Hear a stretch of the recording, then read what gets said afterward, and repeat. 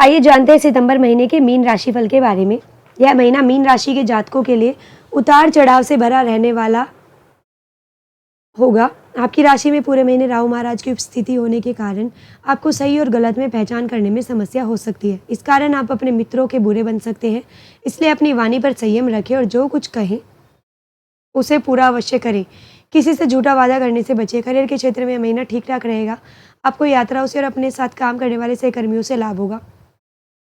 व्यापार में उतार चढ़ाव के बीच में आपको लाभ के योग भी बनेंगे। पारिवारिक संबंधों में तनाव के बावजूद स्थिति संयम में रहेगी और आपसी सामंजस्य के कायम रहने की स्थिति बनेगी। प्रेम संबंधी मामलों में आप खुश नसीब रहेंगे। महीने की शुरुआत बहुत अच्छी रहेगी। विवाहित जातकों की बात करें तो रिश्ते में रोमांस होने के बावजूद आपसी समझदारी का अभाव हो सकता है, जिसके कारण आपसी संघर्ष बढ़ने की स्थिति बन सकती है। आपको इस समय ध्यान देना होगा, नहीं तो रिश्ते में टूटने की स्थिति भी बन सकती है। विद्यार्थी जातकों के लिए महीना अच्छा रहेगा। आपसी मेहनत आपको अच्छी सफलता प्रदान करने वाली हो सकती है और किसी प्रतियोगिता परीक्षा के अंदर आपका चयन भी हो सकता है। स्वास्थ्य के दृष्टिकोण से महीना कमजोर रहने की संभावना है। आपको सावधानियां रखनी होगी, नहीं तो सेहत बिगड़ सकती है। आर्थिक चुनौतियां भी आपको घेरे रखेंगी और आपके खर्चों में बढ़ोतरी हो सकती है। अब आपके करियर के बारे में बात करेंगे। करियर के दृष्टिकोण से महीना मध्यम रहने की संभावना है। यदि आप नौकरी करते हैं तो आपको अपने साथ काम करने वाले सहकर्मियों का पूरा सहयोग प्राप्त होगा। देवगुरु बृहस्पति जो आपके दशम भाव के स्वामी है, पूरे महीने तीसरे भाव में विराजमान रहेंगे। आप जितनी मेहनत करेंगे उसके अनुपात में आपको लाभ मिलेगा, लेकिन आपको अपने आलस्य की प्रवृत्ति से बचना होगा, क्योंकि इस वजह से आप अनेक समस्याओं को जन्म दे सकते हैं। आपके सहकर्मी आपसे हर काम में मदद करेंगे। आपके काम को सही समय पर सही तरीके से पूरा करने में आपके योगदान देंगे। और महीने के उत्तरार्ध में 16 सितंबर को सूर्य सप्तम भाव में चले जाएंगे, जहां पर पहले से ही केतु विराजमान है और उनके ऊपर मंगल और बृहस्पति की दृष्टि भी होगी, जिससे नौकरी में अच्छी पदोन्नति के योग बन सकते हैं। बस आपको अपने काम को बेहतर बनाने की दिशा में निरंतर प्रयास करने होंगे। व्यापार करने वाले जातकों की बात करें तो यह महीना अनेक चुनौतियों के बावजूद लाभ प्रदान करने वाला हो सकता है। सप्तम भाव में शुक्र महाराज केतु महाराज के साथ विराजमान होंगे और उन पर मंगल और बृहस्पति की दृष्टि होगी। कुछ समस्याओं के बावजूद आप अपने व्यावसायिक साझेदार से अच्छे संबंध बनाने में कामयाब होंगे और आपके व्यापार में सफलता के योग बनेंगे। महीने की शुरुआत में सप्तम भाव के स्वामी बुध महाराज पंचम भाव में विराजमान रहकर आपसी आमदनी को बढ़ाएंगे और व्यापार में उन्नति करेंगे। अब 4 सितंबर से बुध महाराज सिंह राशि में छठे भाव में आएंगे। इससे व्यापार व्यावसायिक पूंजी निवेश होंगी, विदेश संपर्कों का लाभ मिलेगा। और 23 सितंबर से बुध कन्या राशि में आपके सप्तम भाव में आ ही जाएंगे, जिससे व्यापार में आशातीत सफलता मिलने के योग बनेंगे और आपको अनुकूलता प्राप्त होगी। अब चलिए आपके आर्थिक स्थिति के बारे में बात करेंगे। आर्थिक स्थिति को देखा जाए तो यह महीना आपके लिए उतार चढ़ाव से भरा रहने वाला है। महीने की शुरुआत में बुध महाराज पंचम भाव में बैठकर एकादश भाव को पूर्ण स्वतंत्र रूप से देखेंगे, जिससे आपके व्यापार से और अन्य स्थितियों से लाभ प्राप्त हो सकता है। इसके अतिरिक्त देवगुरु बृहस्पति महाराज पूरे महीने तीसरे भाव में बैठकर आपके एकादश भाव को देखेंगे और आपकी आर्थिक उन्नति करेंगे। कोई अचल संपत्ति खरीदने के योग भी बन सकते हैं और मंगल की दृष्टि आपके सप्तम भाव पर एकादश भाव पर होने से व्यापार में अच्छी सफलता और अच्छे आर्थिक लाभ के योग भी बनेंगे। लेकिन महीने की शुरुआत में सूर्य महाराज छठे भाव से द्वादश भाव पर दृष्टि डालेंगे, जिससे कुछ खर्च होंगे, लेकिन सरकारी क्षेत्र से लाभ मिल सकता है। लेकिन वक्री शनि महाराज पूरे महीने आपके द्वादश भाव में बने रहकर आपके लगातार खर्चों को बनाए रखेंगे, जिससे उन्हें नियंत्रण रखना आपके लिए टेढ़ी खीर समान होगा। इसलिए आपको इन पर ध्यान देना होगा। महीने के उत्तरार्ध में बुध और सूर्य भी छठे भाव से निकलकर सप्तम भाव में आ चुके होंगे, जिससे खर्चों पर और ज़्यादा नियंत्रण बन सकता है। फिर भी कुछ ना कुछ खर्च रहेंगे जिन पर आपको ध्यान देना होगा। राहु आपकी राशि में विराजमान रहकर आपको अव्यवस्थित बना सकते हैं, इसलिए यह देखें कि कहाँ आप गलत जा रहे हैं और उन स्थितियों को संभालें ताकि अच्छी आर्थिक स्थिति बनी रहे। अब चलिए आपके स्वास्थ्य के बारे में बात करेंगे। स्वास्थ्य के दृष्टिकोण से यह महीना अनुकूल दिखाई नहीं दे रहा है। आपकी राशि स्वामी तीसरे भाव में विराजमान रहेंगे, जो ज़्यादा अनुकूल और ज़्यादा प्रतिकूल दोनों ही रूप से कहे जा सकते हैं।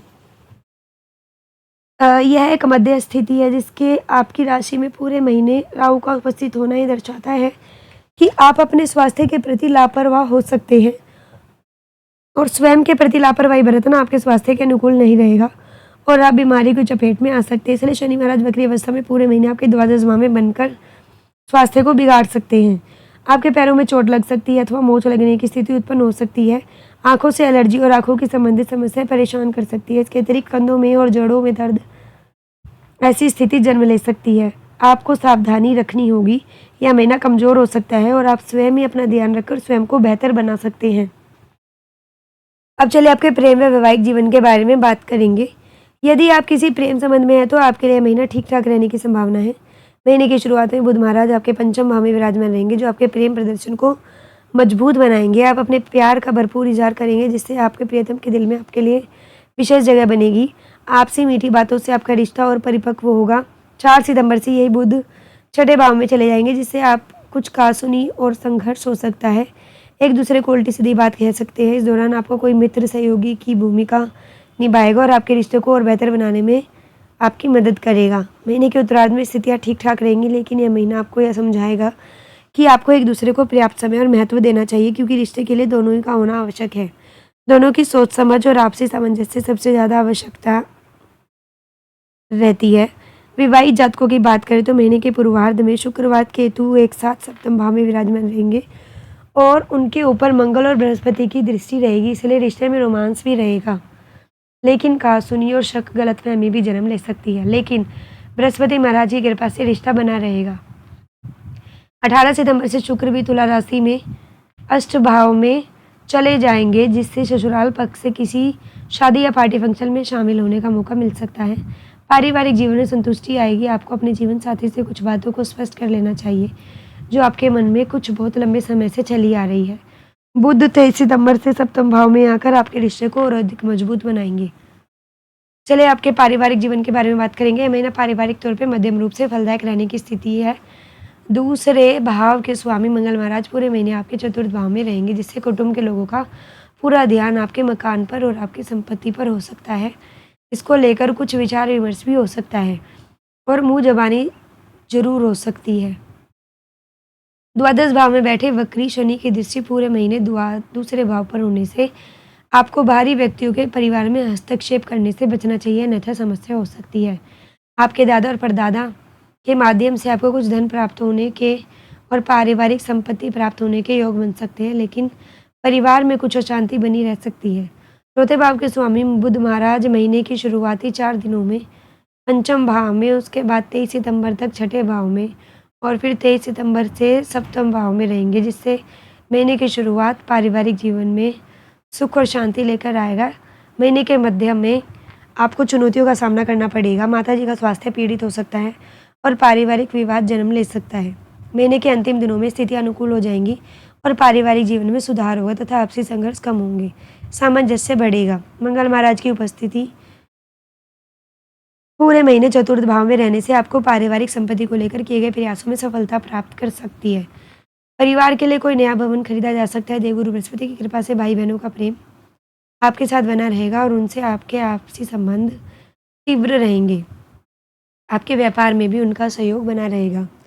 चलिए अब आपको कुछ उपाय बता देते हैं। आपको एक अच्छी गुणवत्ता वाला पुखराज रत्न सोने की मुद्रिका में जड़वाकर शुक्ल पक्ष के गुरुवार को दोपहर के समय अपनी तर्जनी उंगली में धारण करना चाहिए। उत्तम स्वास्थ्य प्राप्त करने के लिए श्री विष्णु सहस्त्र नाम स्रोत का पाठ करने से आपको लाभ होगा। किसी बड़ी समस्या या संकट से जूझ रहे हैं तो श्री काल भैरव अष्टक का पाठ अवश्य करें।